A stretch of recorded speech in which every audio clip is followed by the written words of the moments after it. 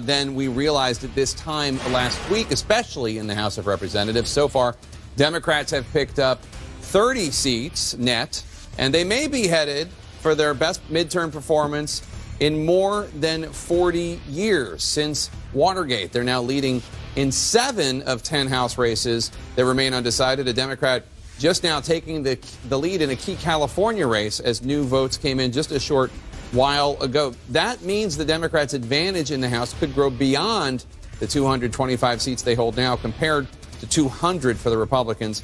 In the Senate, Democrats now have 47 seats, Republicans holding the majority with 51 seats. 2 Senate races still undecided this hour. Let's go back to Wolf, who's at the Magic Wall with John King. All right, thanks very much. It's interesting, even as we're doing this live show, votes are coming in pretty quickly out of California, especially in the 10th district in California. So let's beam it out and take a look at it, and then we'll show you why it's so significant. This is the full state, people leading, but let's take off the races that we've already called and just look at the races that are still in play.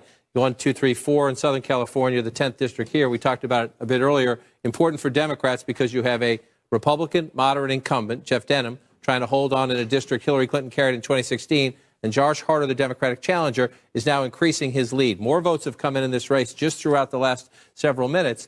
This has gone up. This was 34-something. 15. It's now 1,500. He's added 1,500 votes to his lead. It was in the 3,400s. Now it's closing in on 5,000. This is a trend we're seeing throughout all of these races and some of the others. As the late votes come in, they're trending to the Democrats. Even the Republicans still leading here has had her lead narrow. Now, why do these districts matter? Number one, this is a Republican incumbent that the Democrats wanted to knock off, a moderate Republican, Josh Harder, the challenger there. So this was one of the Democrats' top targets in California. You see these other districts down here, right? You see 1, 2, 3, and 1 leading by Republican. I just want to shrink the map, make it a little smaller, and just circle these to show you. These are still in play in California. This is Mia Love in Utah, right? There's a district here in New Jersey. These are all Republican-held seats where the Democrats lead right now that have not yet been called. One of the strengths of the Democrats, I'm going to take this off and bring you out in the map here.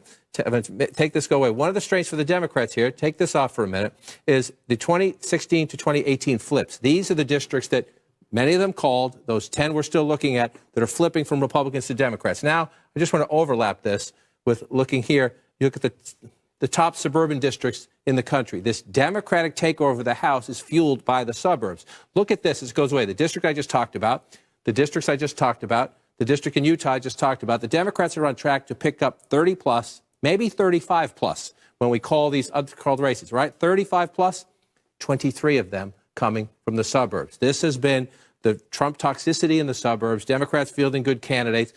This used to be the bastion of the Republican Party, the closed-in suburbs across the United States of America. Democrats are going to get 30 plus, 20 or more of them, 23, maybe more, coming from the American suburbs. This is the big story of 2018, the Democrats taking seats that normally, many of these seats have been in Republican hands for years. So the American suburbs fueling, at the House level, clearly a Trump revolt. Yeah, good point. Jake, if you're a Republican, as John points out, and you're looking at what's happening in the suburbs, you got to get nervous.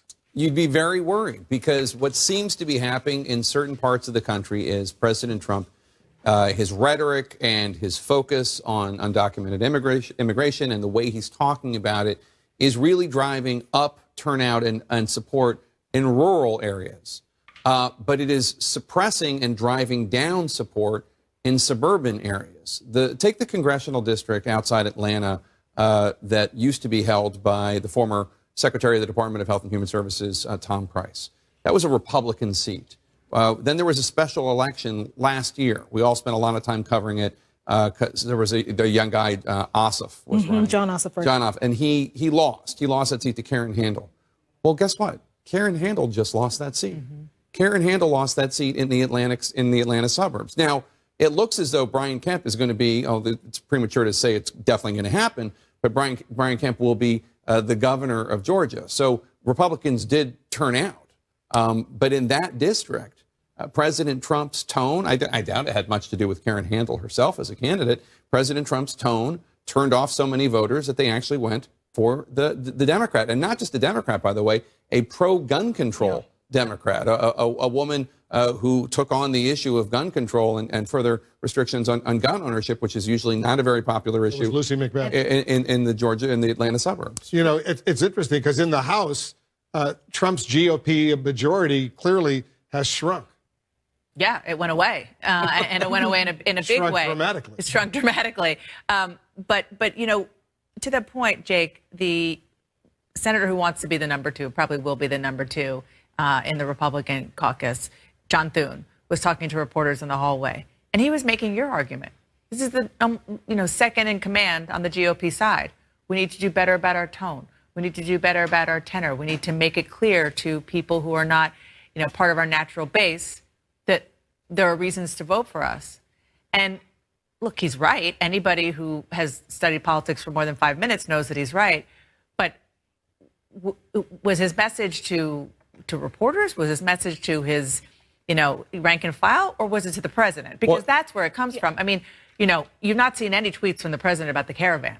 I'm going to mess the up election or anything like that. Right. And that is all part and parcel of that tone he was talking about. And I'm going to mess up the exact quote, but Selena Zito, she really writes a lot about Trump voters, and she had an analysis of the election. She said something like, whether or not you think a lot of Trump voters are racist, Trump talks as if he thinks they're racist. Yeah. And that turns off people who would vote Republican. She also said it's not just white suburban women who are being turned off. It's white suburban men. Yeah, and I think Andrew Gillum had a pretty good quote about this, too, in the context of that Florida race. He essentially said he didn't necessarily think Ron DeSantis was racist, but the racists think that Ron DeSantis is racist. And it goes to this similar point. Donald Trump has decided to run a white identity strategy. It worked in 2016 because he was able to get those racial conservatives who in some ways have stereotypes about people who are non-white, who voted for Obama in some instances. He got those folks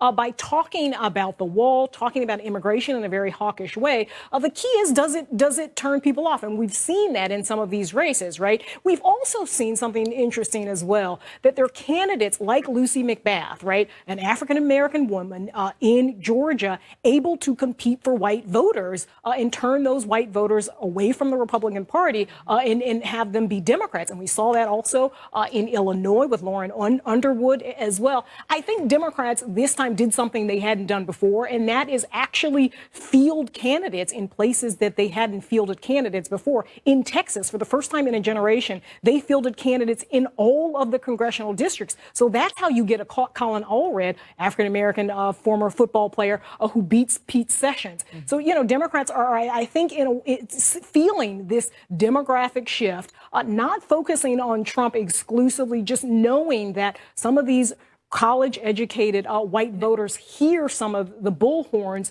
that he has for some of these folks around issues around race. Let's go to Anderson, who can lead more conversation. Jake, thanks very much. As Republicans see their base of support shrinking, certainly in the suburbs, as we've been talking about, Democrats are looking to rebuild their blue wall ahead of 2020. Let's go back to David Chalian with look at more exit poll results. Yeah, we're going to take a look at 4 critical Midwest states, Anderson, and look at Trump's approval rating according to the exit polls of voters in those states from a week ago. Let's start here with Michigan. You see that Donald Trump is at 44% approval, 55% disapproval, upside down by 11 points there. Take a look at the next state in Pennsylvania. He's upside down by 10 points, 45% approval, 55% disapproval. Wisconsin, he's upside down by 5 points, 47% approve of him, but a majority here still disapprove.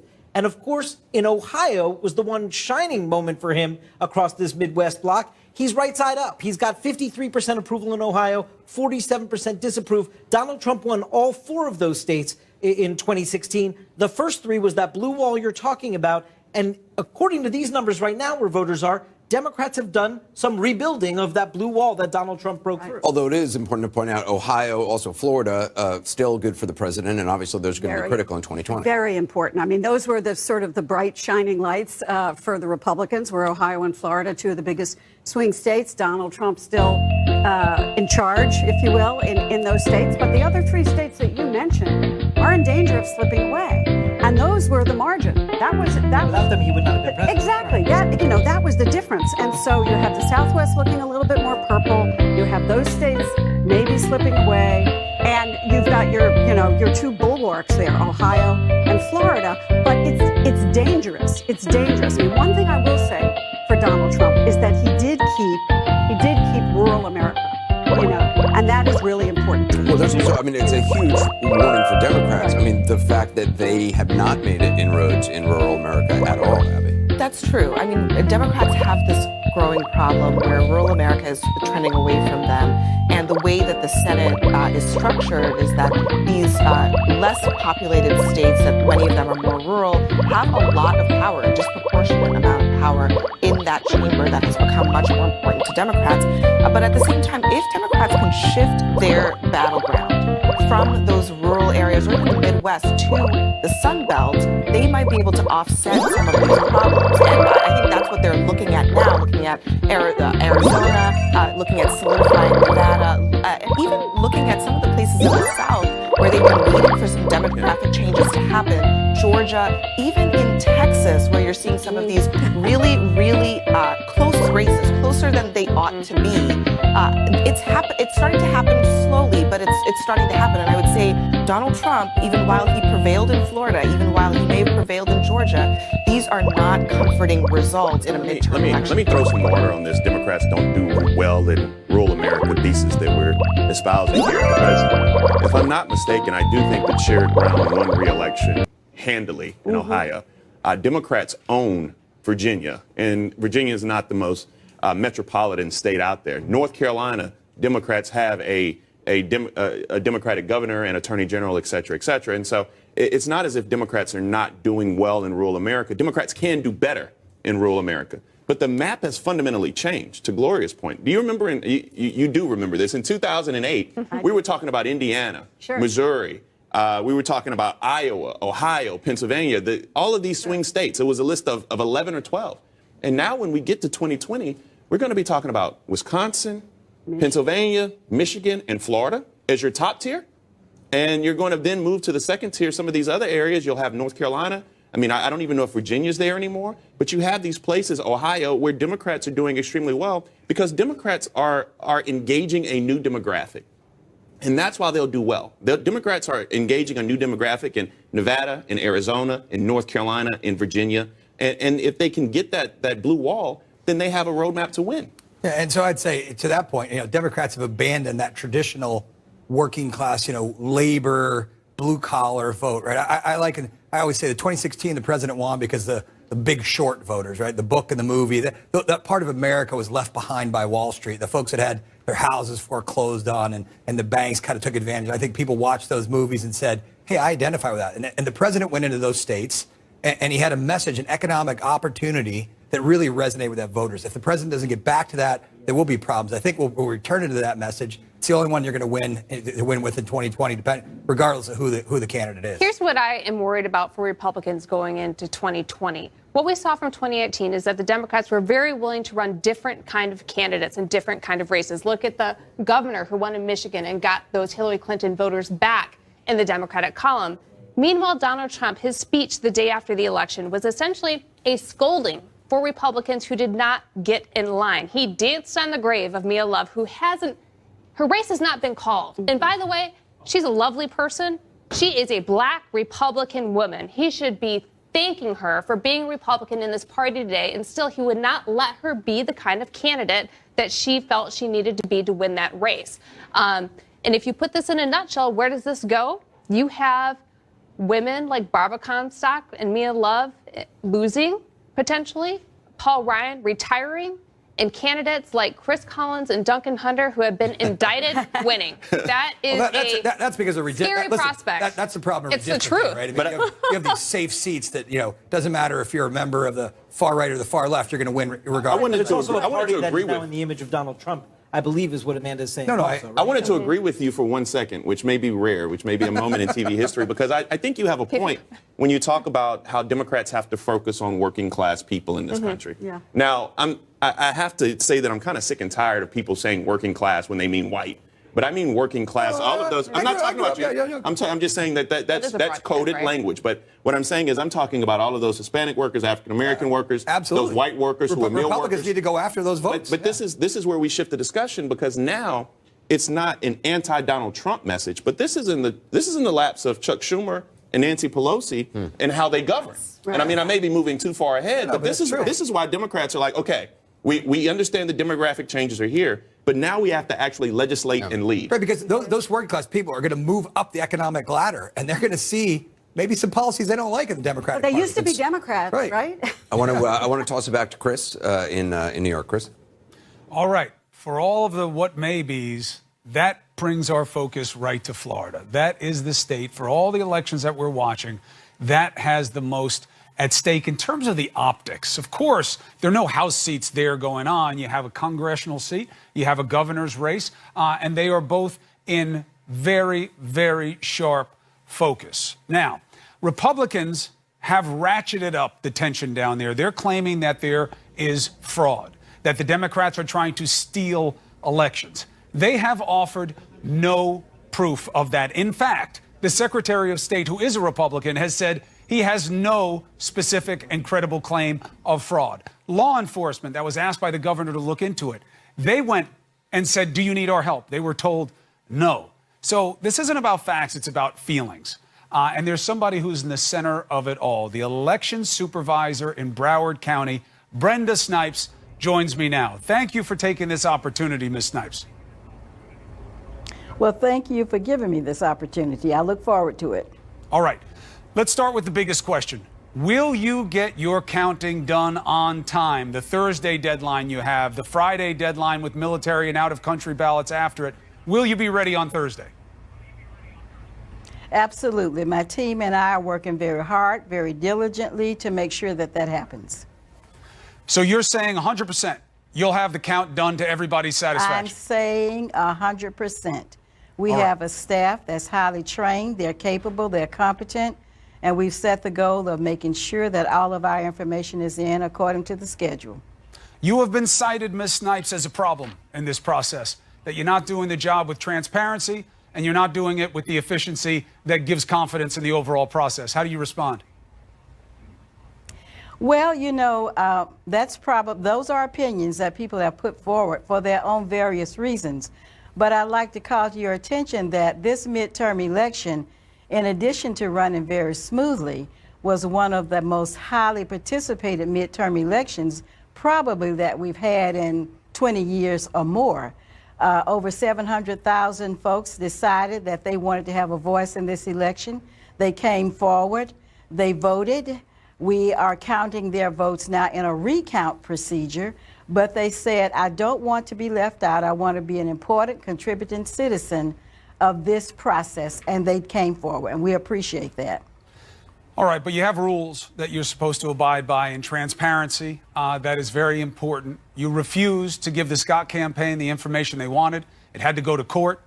The judge said you had to turn it over. You didn't turn it over by the deadline that was given. That is cast as a partisan spat, that you're doing that because you're a Democrat. How do you respond to that? Well, I was talking with a woman today as she came into our office, and she made some statement about a partisan statement, and she said, I know that you're a Republican. I said I have been a Democrat all my life. In this position, I have been very focused on party because I want to treat all of the voters in Broward County the same. And I think if you'd ask the voters, you'd find that I have that reputation. I don't have a reason to hold anything back, except that I don't want to give out information that's incomplete or incorrect at that particular time. So concerns, allegations that we are not transparent.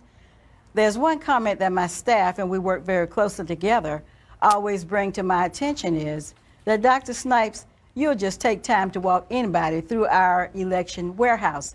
I think that's very important because that gives those persons who take the time to come to us to see our operation a chance to see behind the scenes. And there's a lot that goes on behind the scenes to make an election possible, to make it efficient, and to make it something that voters want to participate in. And obviously we're doing that if over 700,000 participated in the midterm. Well, if it were that obvious, Rick Scott wouldn't have had to go to court, though, with all due respect, Doctor, right? I mean, he had to go to court to get this tour that you're saying you give to everybody for no reason. You wouldn't give it to him or his people. He had to go to court to get it. Fair criticism? No, it's not. No, it's not. We don't select who we give out information to. We give information to those persons who have requested it. And I believe the public records request says in a timely manner, and we attempt to do that, and we try to balance everything. We're finishing up one of the biggest elections, as I mentioned earlier, for the midterm. So we're trying to get everything complete. And as far as I know, we had a team working on that. Right. And I'm pretty sure that they got the information out.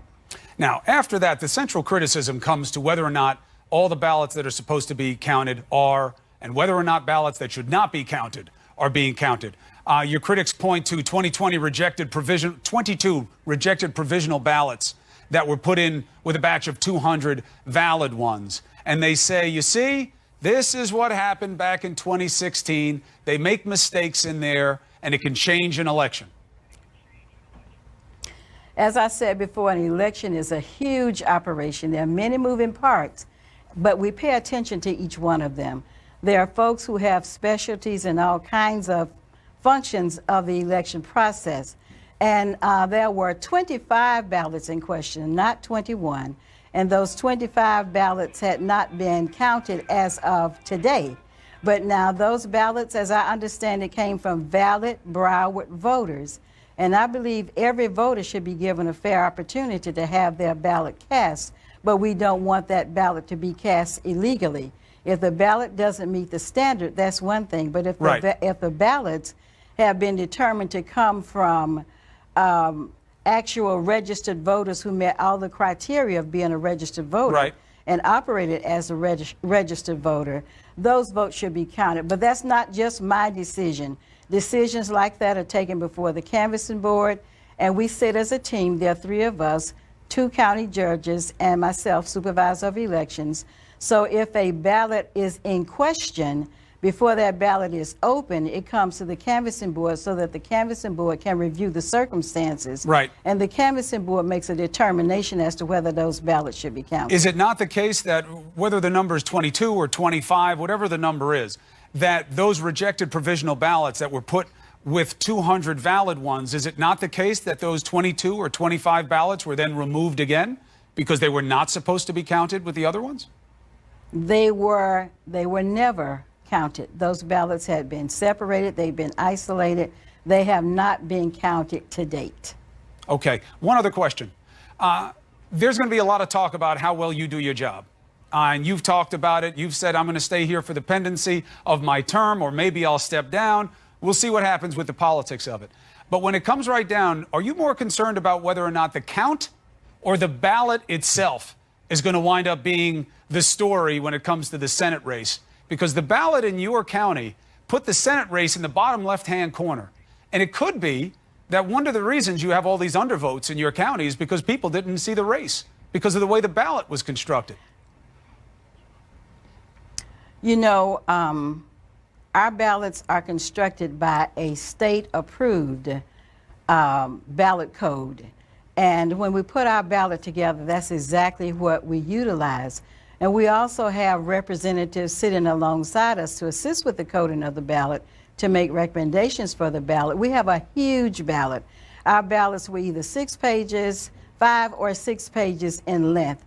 And you have to be concerned about how it's going to appear to the voter, how it's going to be structured, and whether or not the voter is going to read everything that's important to making a selection.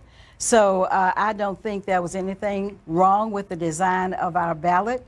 We did create it according to the state's uniform ballot code, and that's a part of the uniformity process in our elections here in Florida. Well, we'll see how that goes, because undervotes are going to be an issue in that race. And obviously, as you know, it's not news to you that people are talking about how the ballot is constructed. Just to get you on the record with this while I have you, Dr. Snipes, and I'll let you go back to your work, which is clearly more important than media interviews. But if the pressure stays on you after this race, are you really thinking about resigning after the recount is over? As I told one of the reporters today, I'm thinking about many things. I've not made any decisions. Whatever I do, I will contemplate it very carefully and make what I think is the correct decision for me. All right. Brenda Snipes, I know these aren't comfortable questions for you, but the process matters so much. Confidence in it matters so much that we wanted the opportunity to let you answer for yourself and let people know what's going on. So thank you for taking the opportunity. Thank you. I appreciate it. Thank you. All right. Be well and good. Sonia Sotomayor joins David Axelrod for The Axe Files, Saturday at 7. You're looking at live pictures of the round-the-clock recount in Florida. We just learned that some machines in Palm Beach County have been working so hard they've malfunctioned, erasing a day's worth of work tonight as Republicans fight to hold on to their leads in the Florida races for Senate and for governor. President Trump is not letting up on his attacks on the election process. The president tried to spin the midterms as a big win for him, a claim that's obviously not true. And it's even more dubious as we've seen the Democrats expand their gains over the past week. CNN senior White House correspondent Pamela Brown joins us now. And Pamela, President Trump remains in election battle mode tonight. Yeah, that's right. And in talking to White House officials, Jake, President Trump has been brooding about the election recount in Florida, according to several people. And he's also making those feelings, those thoughts known on Twitter. In fact, just today, he tweeted, "When will Bill Nelson concede in Florida? The characters running Broward and Palm Beach voting will not be able to, quote, find enough votes. Too much spotlight on them now." So this is a pattern we're seeing from the president, alleging that officials are trying to steal the election, Democrats. And he's directed his ire particularly at Brenda Snipes, the election supervisor in Broward County, who was just on our air, claiming without any evidence that she's trying to steal this election. Now, officials in Florida have said that there is no indication of wrongdoing. Snipes, for her part, has said the same, and she has defended the process. But all of this is a reflection of how important the state of Florida is to this White House, to the president, as he looks ahead to 2020. And as the White House sees Kristen Sinema, the Democrat in Arizona, take the Senate seat there. That just makes the results in Florida that much more consequential, raising the stakes. But I will tell you, in talking to White House officials, there is a sense of confidence that Republicans will end up prevailing in Florida. And if for some reason they don't, you can bet, according to officials I've been speaking with, that the president will continue to hammer home without evidence that the recount is illegitimate and everything is fraudulent. And let's underline that again, Pamela Brown, the idea that the president is saying this. These claims, are false. There is no evidence of any theft, of any fraud. There are certainly questions about how the process is going on. There's certainly disputed ballots here and there. But the president keeps repeating that it's fraud, that it's theft. No evidence of it whatsoever. It's just a falsehood. Pamela Brown, thanks so much. Let's check in with Anderson. All right, Jake. President Trump said this election would be a referendum on him. He was right. I want to go back to David Chalian again with a look at more exit poll results. David? Yeah, so we're going to take a look at the Trump factor. His overall approval rating nationwide last Tuesday, according to the exit polls, 45% approve, 54% disapprove. That's actually in the neighborhood of what Obama was at in 2010, of what Bush was at in 2006 when they suffered losses. But when you look at the four-way split, we try to do this to get where's the passion on this question. And you see here that Donald Trump, that bottom number there, 46% strongly disapprove. That's higher than both Bush and Obama. The passion about Donald Trump is clearly on the disapproval side there. We also asked folks, how did you factor in Donald Trump to your vote? Take a look here. 26% said their vote for the House last Tuesday was to support the president. 38% said they were casting a vote to oppose the president. And a third said Trump was not a factor at all. But again, clearly that was a net negative for the president on his party's chances last Tuesday. So, David, I mean, if you are President Trump, how do you look at those results and how do you adjust if you are of a mind to adjust? There you go, Anderson.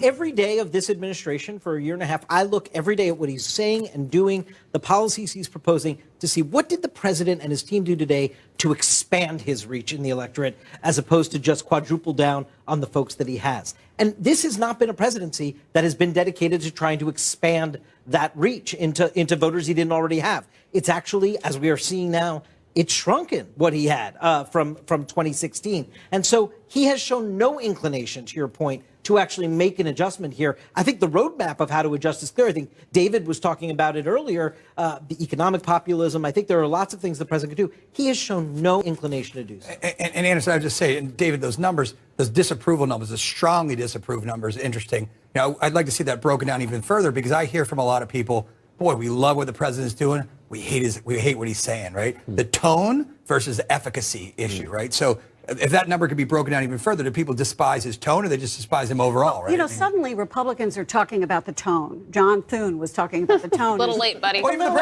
president spoke Trump about it. talked Well, the about it. president spoke about it. He Yeah, acknowledged maybe that. I would change. Maybe I would change my tone. He said, How "I'd many- love to change my tone." Exactly. But I can't. How many times? How many times over the last couple of years have we said maybe he'll pivot? Maybe he'll change his tone. I mean, pivot should be outlawed. That I don't think word. anyone said that in the last 2 Right, years. I know. I think maybe Okay, early on, there was the first but- week or so. But there was nothing has changed. Nothing The has only- changed. That the Republicans might maybe tiptoe and say, Mr. President, you need to stop doing that. I don't know, David. Maybe you can tell me. So again, you know, I would say the president needs to remember what got him here, right? All those rallies were about coal, about economics, about bringing jobs back, making America great economically, right? That was what people, you look at the verbatims on some of these polls of Democrats. I've never voted Republican, but this guy's got my back, right? These were all economic messages that really resonated with those independents and Democrats, and he needs to get back to that message to win. But what he thinks works for him is the conspiracy. Look at what he's doing in Florida. He doesn't change. He doubles down. Well, the lack of when the transparency, you're votes get close, and it's crazy because the math is actually in the Republicans' favor. The bad ballot design actually favored Rick Scott. Right. And yet Donald Trump is talking about voter fraud without any proof because he thinks that's what worked for him in 2016. Win, but I think he's drawing the wrong one. But I should just keep in mind, though, that you cannot talk about Trump in 2016 without talking about build the wall and lock her up. Those things are not divorced from the message in 2016. And it might have worked for him then when Hillary Clinton was on the ballot, but she is not going to be on the ballot in 2020. Well, maybe not. Someone else is. And the other problem President Trump faces is that he honestly doesn't like campaigning on those other issues that you just talked about. He has said explicitly, I think it's boring. My supporters think it's boring, and he wants to give them the show of their lives. Listen, That's going to be I like the huge jobs, problem. not mobs. I like that. That's a good chant. If anybody is expecting, between now and 2020 for Donald Trump to somehow change, I have a bridge in Brooklyn I want to sell you, right? That's a Trump degree. That's not going to happen. Everybody's waiting on that word that we should bury. It's called pivot, right? That's just not happening. But I think Democrats still have to step into that void. And what we're going to have now is we're going to have so many people with these messages. You have everyone who has a very succinct message from a Kamala Harris or Deval Patrick or Sherrod Brown to those who want to follow Donald Trump down this rabbit hole, and the Michael Avenattis and others. And so my advice to Democrats is do not go down this rabbit hole. I mean, allow Elijah Cummings and allow these individuals, Nadler, to do the oversight that is required and necessary, right? That I believe it was Grassley who said his advice to Donald Trump would be to comply, cooperate. Well, we know that ain't happening. No. But other than that, do not follow Trump down these rabbit holes, because we have a prime opportunity to build on our electorate. We have a diverse electorate now, but we can build on it, and we can make sure that we solidify that blue wall. But Bagari, when they blow the whistle and toss the ball up for jump ball, all bets are off. A lot of sharp elbows. As you've seen, like reports, there are not enough Democratic campaign consultants, right, for the primary field. That's amazing, right? That's amazing. There will be. Don't worry about the base primary electorate, the voters that are going to demand these, that are going to show up in these contests and the caucuses and the primaries, they want some of that red meat. You know that, Bakari. They have also, to have a is there little any bit of a Democrat show. that actually has shown they know how to run against President Trump at this point? Not yet. Not yet. No, Not yet. I mean, is there any candidate? There's only about 18 of them right now. But at the same time, I mean, I think Democrats are approaching this, having watched the Republicans do it on their side and thinking, okay, well,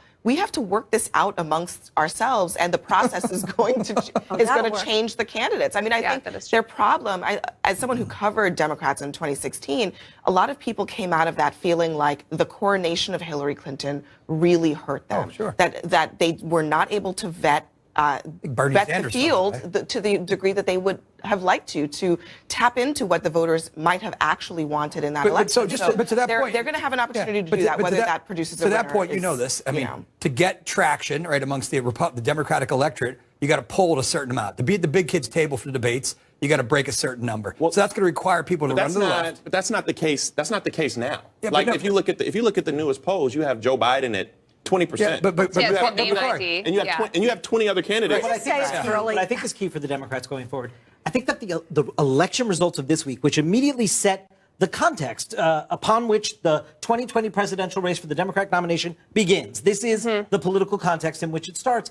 I think the results actually were quite muddled. I don't think it's settled. I don't think the results made clear for the Democratic Party which way to go here. You had the bold progressives in Beto O'Rourke and Andrew Gillum and Stacey Abrams that you were talking about earlier, Bakari. They came up short. They overperformed what Democrats have, but they came up short in the goal of winning their seats.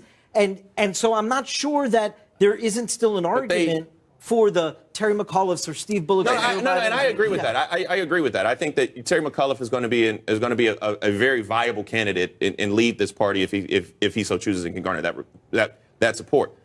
But Andrew Gillum and Stacey Abrams and Beto O'Rourke did not lose. All right, and I know that they may not have won these particular races, but they fundamentally rebranded the Democratic Party. I mean, Stacey Abrams and Andrew Gillum showed that you could have progressivism and a black idiom, right? Beto O'Rourke showed that if you have this grassroots movement, no matter where you are, if you touch 100 counties in Texas and you take that energy and you're out here showing that you can have not only the Hollywoods and the Willie Nelsons, but you can have the Bubba who drives the truck, that you have an opportunity to. You only win when you actually win, though. I mean, winning national but let me just tell you this: without those three individuals, you don't flip the House. So I mean, we can sit here and say that they lost their elections. They did. However, you're not winning in the suburb. You're not winning the Shalala seats in Florida. You're not winning the all-red seats in Texas. You're not winning the Lucy McBath race in Georgia. And so that energy was built by these individuals who showed that you could. But how about independent voters? This to me is the key. I mean, you were showing the exit polls, the way independent voters went for Democrats by a large margin. Those are the people that the Democrats now have to keep and turn to and say, stay with us. The suburban voters in Houston and Dallas and Orange County and wherever, Denver. Those independent voters now who were Trump's at one point need to be. Yeah, and again, to break out of that primordial ooze, right? That's going to be the Democratic primary. The message isn't going to be mainstream economics, going to appeal to suburban voters. It's going to be pretty progressive to break out. We got to take a quick break. We've been getting new votes from California just in this hour alone. We'll have an update on that ahead. Also, we'll